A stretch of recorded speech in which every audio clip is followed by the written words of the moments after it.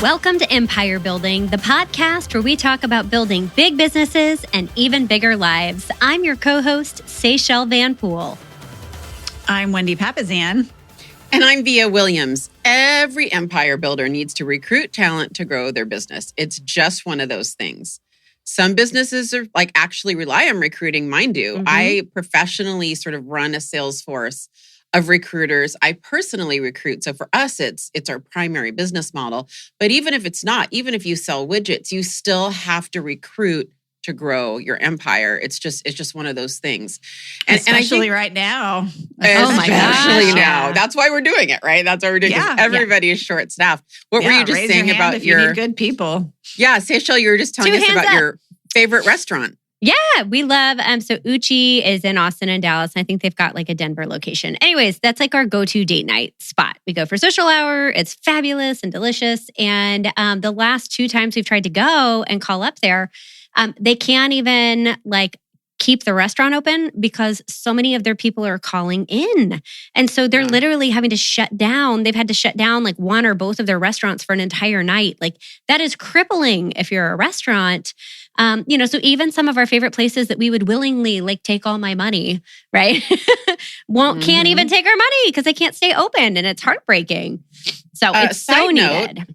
Side note, best sushi I've ever had is in Uchi. And I think it's ironic that it's in Texas, not near You're water. welcome. Moving You're on. welcome. Where it comes from, I don't know. It's been around forever, too. It has.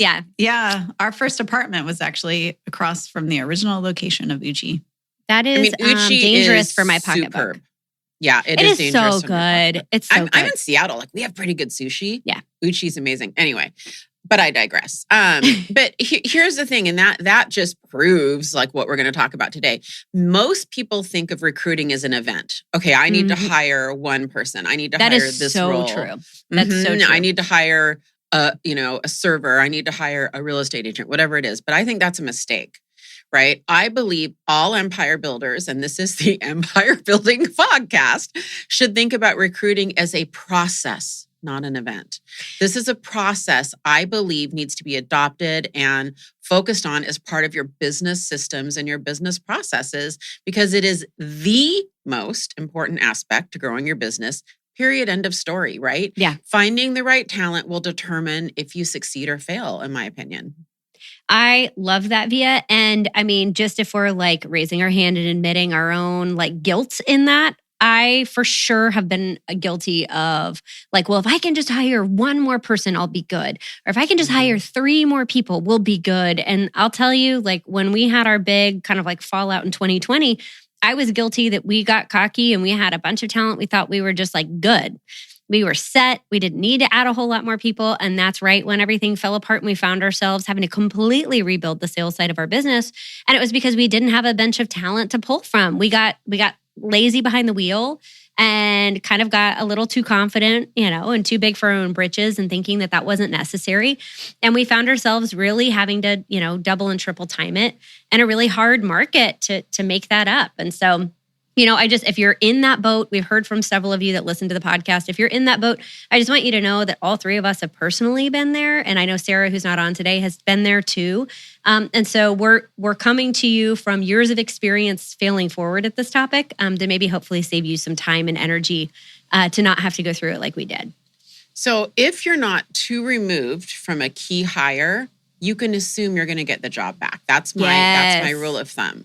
Now, again, if you're a 1 or 2 or 3 person organization, all I'm saying is it's really your job that you're temporarily leveraging out. That's all I'm saying, which is why I think in any industry, in any business, say, and Wendy, kind of being stuck in that, what we call the messy middle, is tough. Because your business isn't big enough for you to be too removed yet. And so you're constantly in and out. It's this in and out thing. Yeah. And I hear people saying, I don't want too big of a business. I don't want the hassle of that.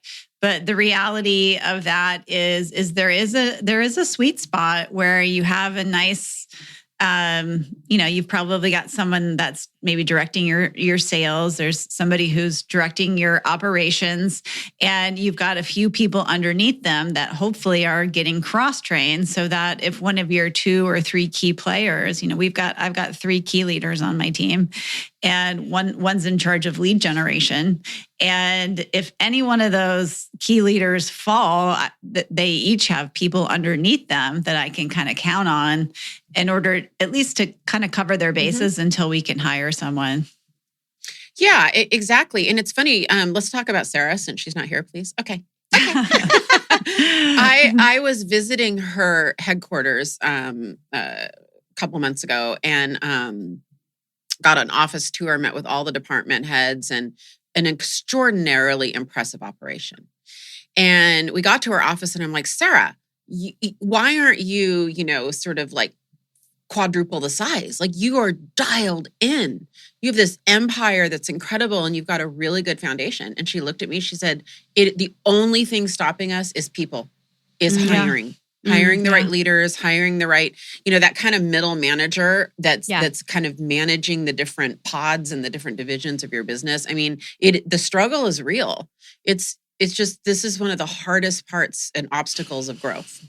And it does take a certain amount of self-control to not just take anybody off the street. So kudos to her for, even though her growth has been exponential. I read The Cult of We, which is the story of WeWork.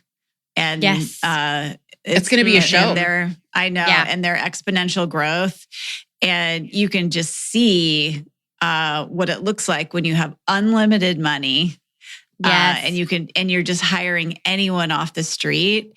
And it's not pretty. I mean, the book is. It did not end well. The whole time you're reading it, it's going to end in a burning catastrophe. And so I actually can't wait for that show. I read all the long articles on WeWork when that was going down. I was transfixed. So I didn't know that. I'll read that book. Yeah, it's a great book. Yeah, it's a really good I'll book. read it. Yeah. Well, this is what we're going to do. So to give credit where credit's due, this is a Ben Kinney framework because he created this. And I work at the Ben Kinney company, so it would make sense. But this is a framework my company has used forever. I mean, for a very, very long time. And this is our number one recruiting framework that we use. Now, we here at Empire Builder, we have Wendy the Wordsmith. And I don't know if everybody knows this about Wendy, but Wendy is You can go to my website, wendythewordsmith.com. That I gifted you as a Christmas present. Yeah, I gave her wendythewordsmith.com as a Christmas present. And there's a really funny landing page on it. I love it. You look deified. I think it's great. But anyway, we may or was I? Yeah, I did not purchase that website after Wine or Manhattans. I just want everyone to know. So there you go. Yeah. It was well thought through. Wendy is so smart and so talented. She kind of like rebranded it. So we're calling it the 3 Ps. And it's problem, push, plan.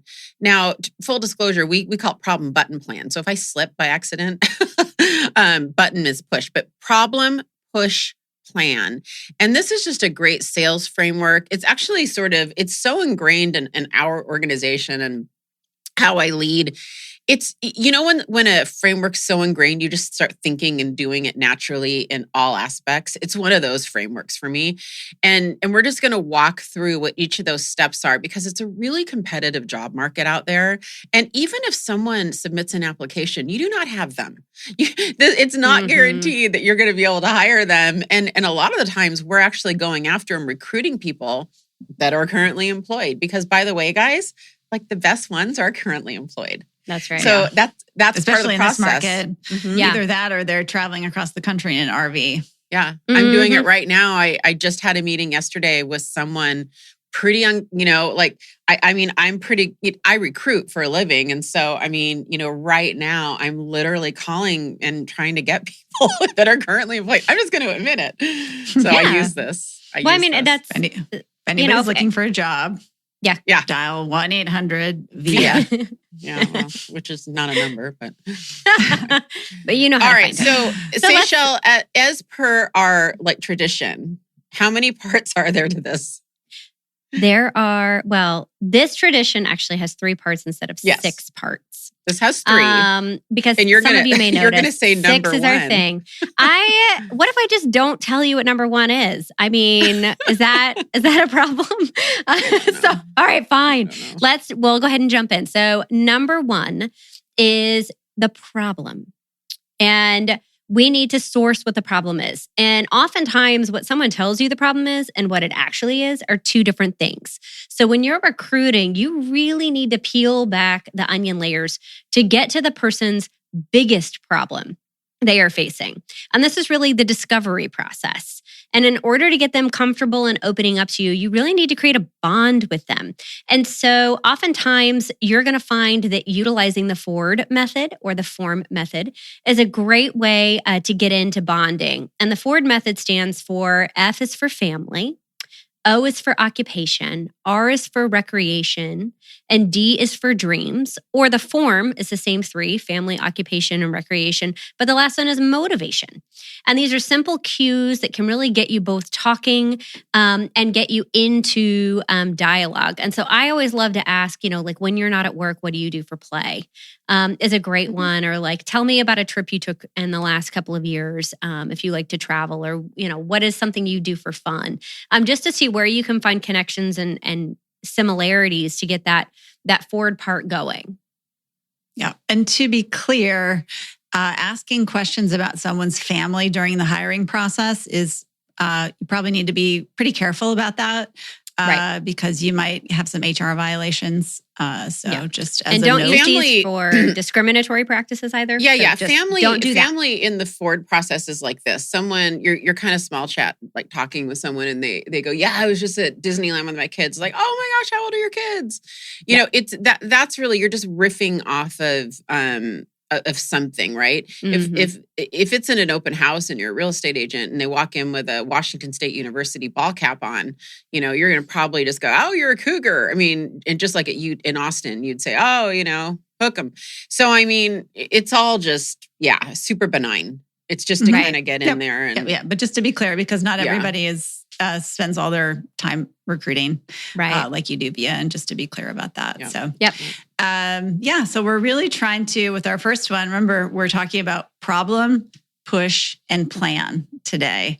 And so the first part is really identifying the problem, because people move to avoid pain versus moving towards pleasure. So as you're having the conversation with them, as you're asking questions of them, you're really understanding what the problem is with their employment, right? And you want to do it in a subtle way, like Via's talking about. It's try to make it conversational.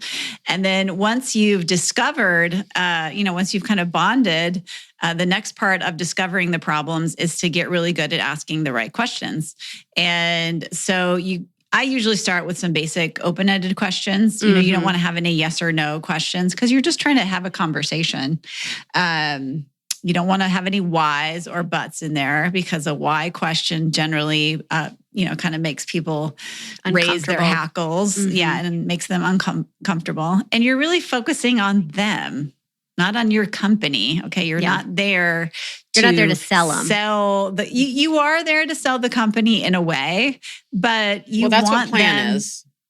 Yeah, you want them to leave the conversation with them thinking like, wow, this person really cared a lot about me. They asked a lot of important questions. They really listened to me. They heard who I am. And you can ask some really good questions like, what does that look like? Or tell me more about that. People are visual. Why is that important to you? Wendy, do you want to role play a little bit? So if you want to be a candidate and if you want to say, well, what I really want to know is about the role, right? So you're a candidate. Yeah. Actually, let's do 2 role plays. I'm going to do a no why question, and then we'll go into the focusing on them. Okay. So say something to me, whatever it's going to be. Tell me more about the job. Can you tell me more about the job, Via? I feel like why do you want to know about the job the whole time? Why do you want to know about the job? So doesn't that sound bad when I say that? Yeah. Why do you want to know about the job? Okay. Now, what if I said, "Oh, what is it about the role that interested you when you applied?" Does that sound a lot better? Yeah, so much better. So that was number 1. Yeah. And then what was it, Wendy, that interested you or attracted you to the role when you applied? Blah, blah, blah. Well, the very attractive hiring director, obviously. Obviously. And then of course you work for a fantastic company that's very well respected. And, it just sounded like it would be a fit for my skills. Oh, I can't wait to dive more into that. I'm so excited to. Would it be okay if we just kind of focus in? I just want to learn a little bit more about your background, and then I can kind of steer the conversation to the best seat on the bus for you. Is that okay? Sure. Sounds good. I'm excited. I'm excited to go there, though. It's going to be great. Okay. So, right. So you're controlling the conversation by asking the questions. That's what I wanted to show. And you just immediately, your hackles and your defensiveness go up when you say why questions, right? Yeah. For sure. For sure. Yeah. Well, some of the basic questions for you guys that are taking notes is, how did you get started in your industry or in your role? How long have you been in the business? Right? Oh, wow. 40 years. That's incredible. How did you get started? What have you learned since you've been in business for 40 years? How do you get if they're a salesperson, how do you get most of your business? Right? Where are you finding your business right now? It's a tight market. Like, where did most of your business come from last year? What do you like most about what you do? I love that one. I use that one all the time. That one. Mm-hmm. Yeah. And why? Let's tell everybody why that's an important one. I think it's important because you really find out probably what they're best at. Yeah. Right. Yeah. I would say that. And then B, you kind of understand even their reason sometimes for getting into, like, if I'm thinking about it from a real estate sales role, because it's very different. If somebody says, well, I like to help people. Okay. I love to hear that. That's like great motivation. But if they're just saying, well, I like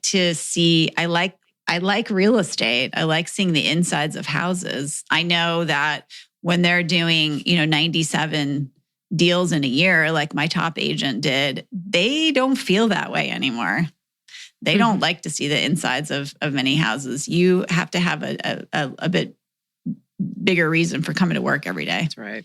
The other reason why I like that question too is oftentimes I get to hear how what they enjoy doing stacks up with what they're currently doing. And so when you're getting into really discovering the problem, and they're like, well, I love collaborating with people, and I love the art of negotiation, or I love working in a team environment. And then you can say, well, tell me about your current role at your organization, and what does that look like right now? You can immediately see if there's a big difference between what they actually love to do and what they're currently doing today. Well said. Yeah. So smart. Yeah. What kind of success are you having in your current role? We want to know where they're winning or where they feel like they're winning. Yeah. Well, I really like this part, but this part's not working for me. Or honestly, even in this day and age, right? What kind of success are you having in the role? Well, you know what? I really liked working from home, and I was doing really well with that. And then now my employer says I have to come back to work every day. Yeah. So, and Wendy, this is also a really important sales role question, because this is when you're going to start being able to dive deeper and get results. Yep. Numbers. Yeah. Big time. Right. Exactly. Yeah. Well, yeah, I'm closing a bunch of deals every month. Oh, that's awesome. Oh, really? How many? That's awesome. What did you close last that's year? Incredible. How are you sourcing them? Yeah. Where are you spending most of your time right now? Where do you spend most of your day? Where do you enjoy spending your time? And those are two different questions, right? Big time. Very different questions. When you're hiring, if you're hiring salespeople for your sales team, you want people who say, you know what, I just want to be out there in the field, meeting people and closing deals. Like that's for me the best answer to that. And there are some people who will say, you know what I love about real estate is I get to do all the things. I really like getting my fingers in everything. And when you meet people like that, they think they want to be on a team, but they really don't. You're right. If you could change anything about the role, what would it be? It's a good one. Yeah. Gives you perspective on probably what they don't like. Well, can I just insert something on that one, just to plant seeds in people's heads, because I do this every day. That's a good question. If you're interviewing someone at a competitor. You said do. What did I say? Sorry. Wait, what did I say? I said go. I don't even know. I said doo-doo. She said, what I do. What I do. What I do. What I do. Okay. Didn't even realize what I said. I do. Everybody doo-doos. That's a book. This is true. Anyway. I'm blushing now, you guys. I know. You can apply but for the reason speaking that's at a Wendy really the good Wordsmith. question. It's a good question if you're interviewing someone that works with a competitor. And this is just me being super cutthroat right now because you get a lot of insight into their processes and into like what would you change? And you can learn, they're doing it that way. And I learn a lot about, frankly, about my competitors with that question. Wow. And, I don't know, like judge me, but I'm pretty That's intense. awesome. That's good. Business, yeah, no, I think that is the world of hiring. You know, that's part of it. Yeah. Well, and because it could be that you're finding something out for the better or something for the worse. Yeah. Both. Yeah, both. And it could be that they're having this conversation with you and going back and telling their boss about it anyway. You don't know. Yeah. For sure. Yep. Yeah. What do you want to do next? Well, that's key. Are they thinking about the future, right? Mm-hmm. Where do you see yourself in 1 year, 2 years, 3 years, 5 years? And if it's, if they're worried about it, who knows where they want to go, Well, yeah. What were you saying, if they're Via? worried about it at their current company, then that's right there. That's a huge question. Yeah. I'm worried that X company doesn't have the resources to compete in today's market. Or I'm worried that everybody in my company is actually leaving. That intel, Wendy, is how you build the plan. Is usually like, what do you want to do next? Is usually if you want them and you want to hire them, that answer is 100% being used in whatever plan you're building. All right. I love that. So we've identified the problem, right? The first P. And then I think we've got maybe a few second level questions. You can keep going down on the second levels if you want. Yeah. So this is really just, you really want to go a couple levels deep because just remember, somebody's going to be usually pretty guarded, right? They're going to hopefully have some kind of filter up during the interview, and your job is to kind of poke holes in the filter, right? So that you can learn a little bit more about them than maybe they wouldn't have otherwise. So you can say things like, tell me more. Wow. Tell me more, or what else do you want to say about that? You really want to drill down 2 or 3 times if you can on a really important one. It's like, so the tell me what's next is a good one. Oh, you want to have advancement in your, in your title. Oh, okay. Tell me more about that. These are so good.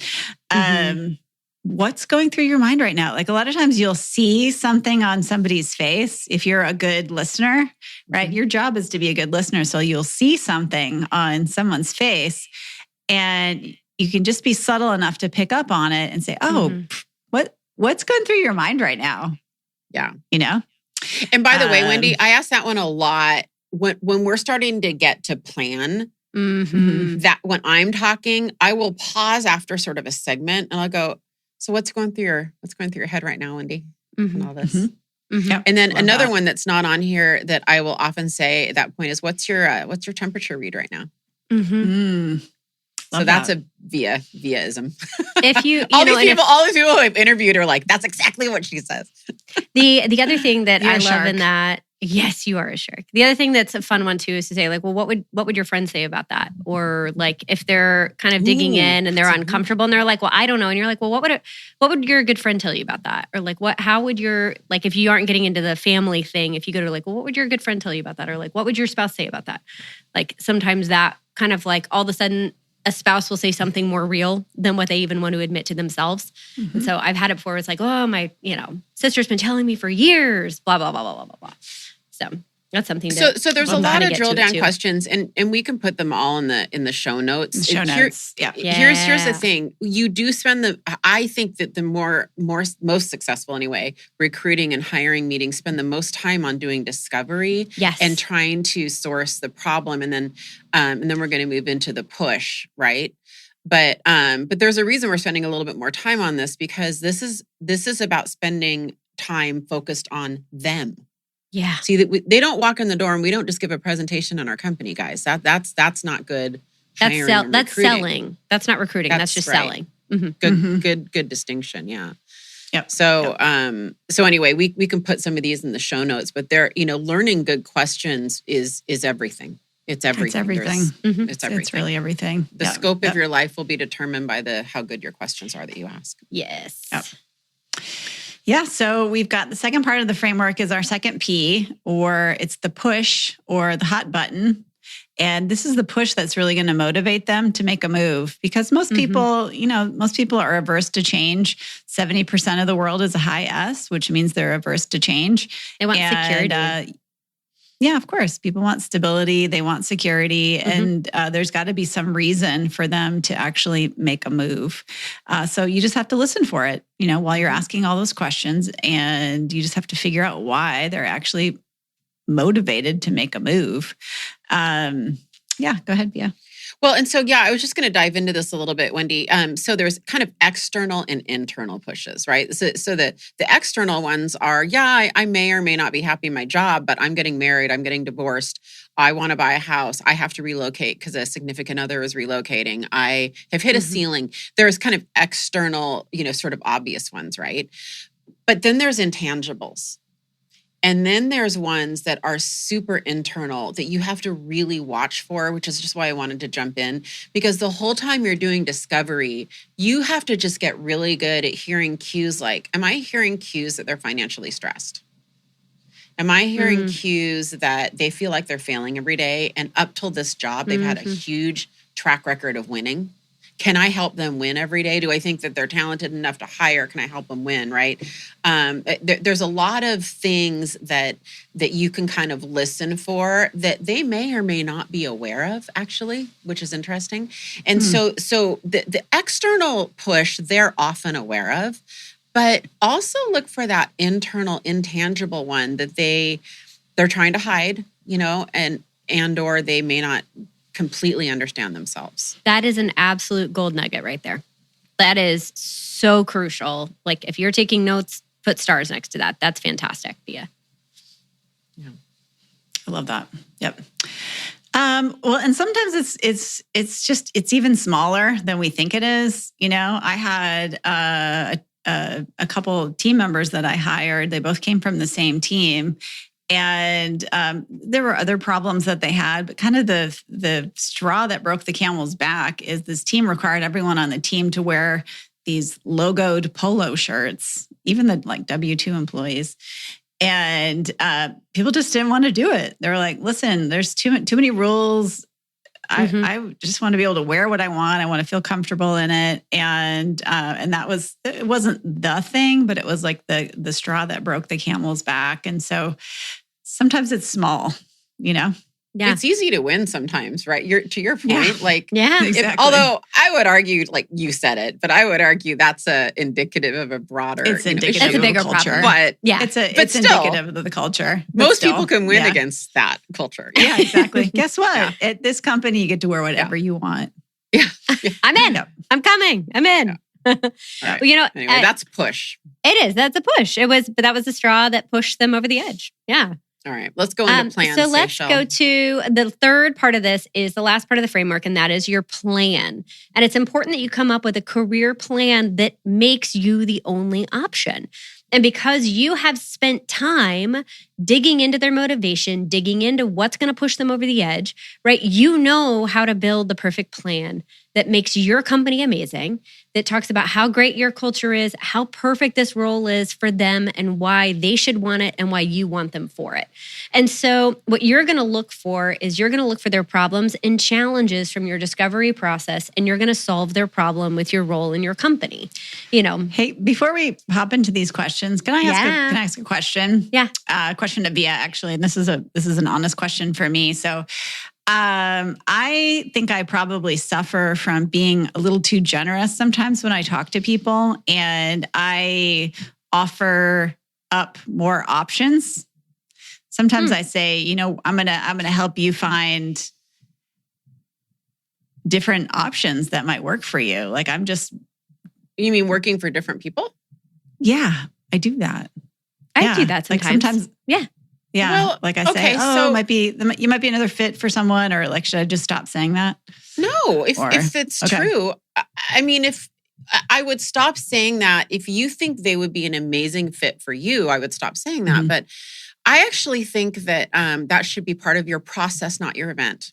So if that is who you are, my blink is on that, and this is just off the cuff, is that, you're someone, Wendy, who needs a good database plan. You need to have an automated way or a prompted way to keep in touch with these hundreds of people or whoever they are that probably view you as an incredible career advisor and mentor, if you're saying that, and you need to keep up with them, and that's your bench. So I actually think that's tremendous. Just think about giving an ROI to that. But you know what? Can I stay in touch with you? Would it be okay if we, from time to time, stay in touch and make sure you have auto plans? You're texting them once or twice a year to check in or something. I guess that's my blink. I love that. We have two team members coming on board this quarter, like in the future, that are both people that we originally had initial conversations with. One was the middle of last year, and one was 5 years ago, that we've just been touching base with on and off over the last several years to keep in touch. And it finally now is the right fit. It wasn't the right time in their life, or it wasn't the right opportunity then, but it is now.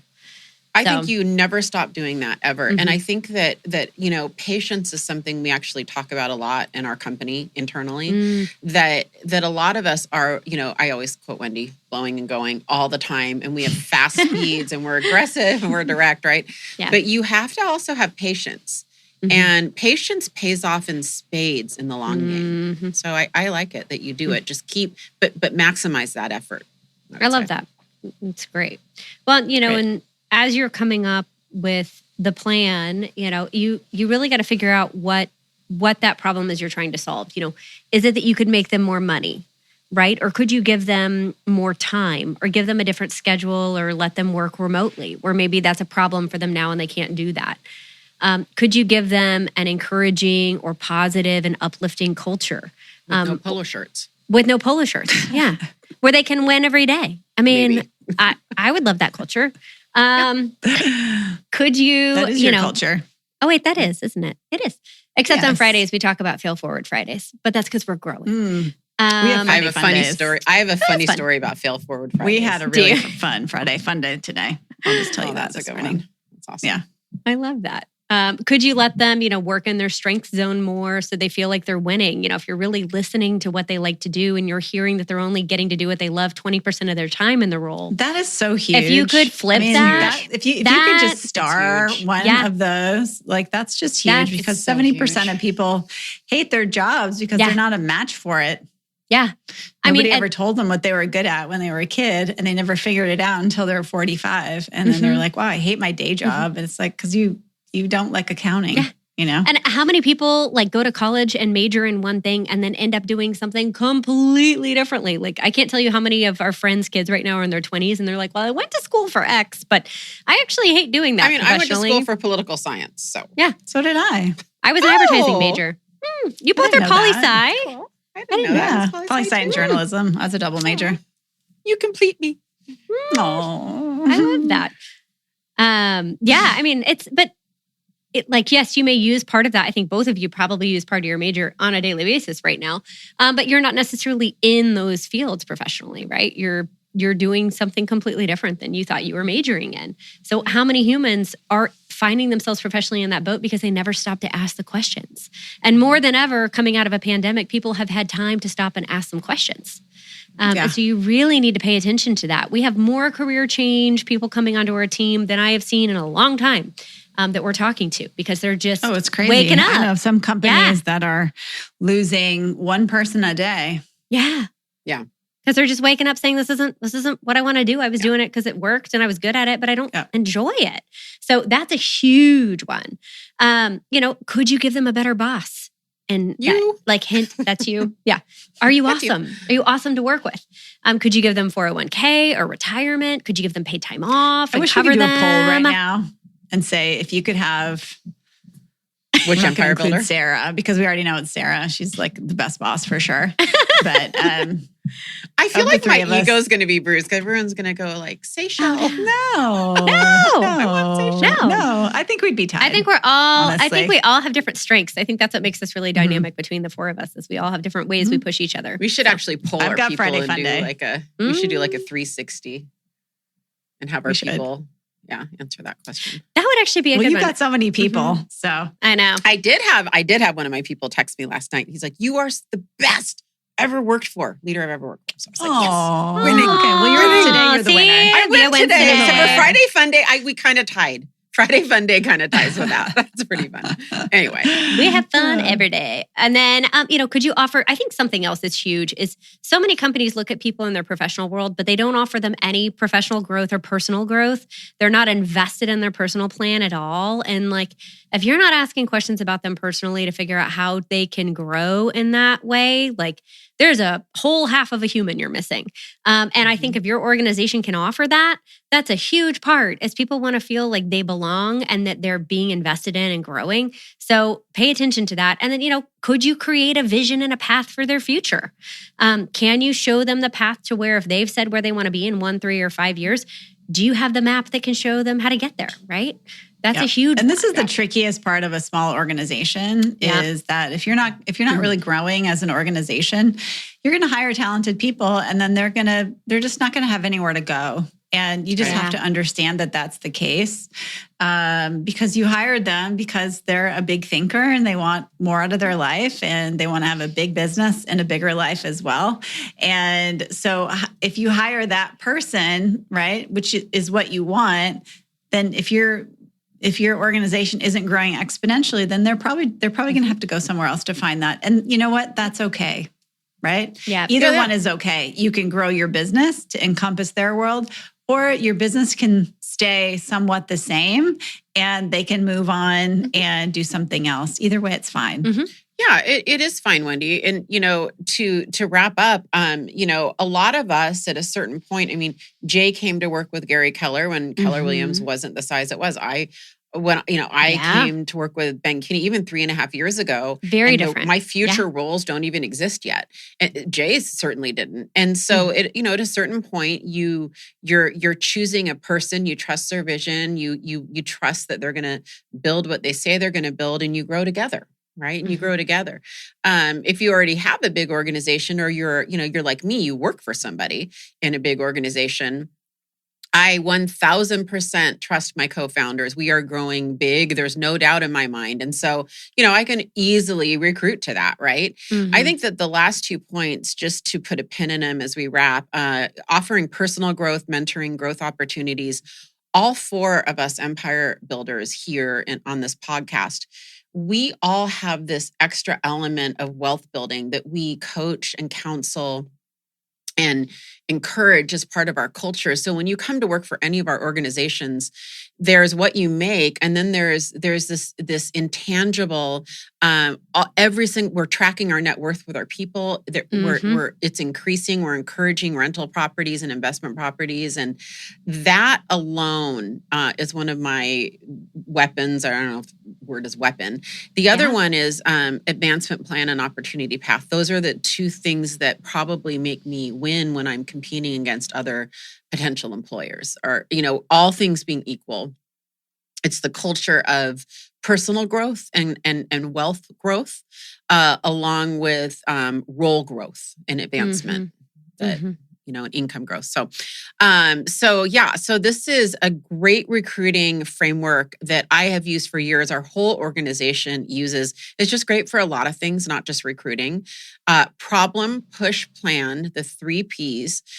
This might be one of those episodes you might want to listen to again if you're driving and write down some of the questions. And I also encourage you to just be on a lifelong pursuit of keeping good questions on your iPhone notes and just keeping, like, whenever you hear someone ask you a good question or you hear it, write it down. I've done that for years. Yes. Having good questions in your arsenal is kind of everything.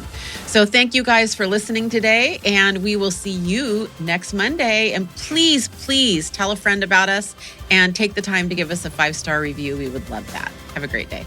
Bye, guys. Bye.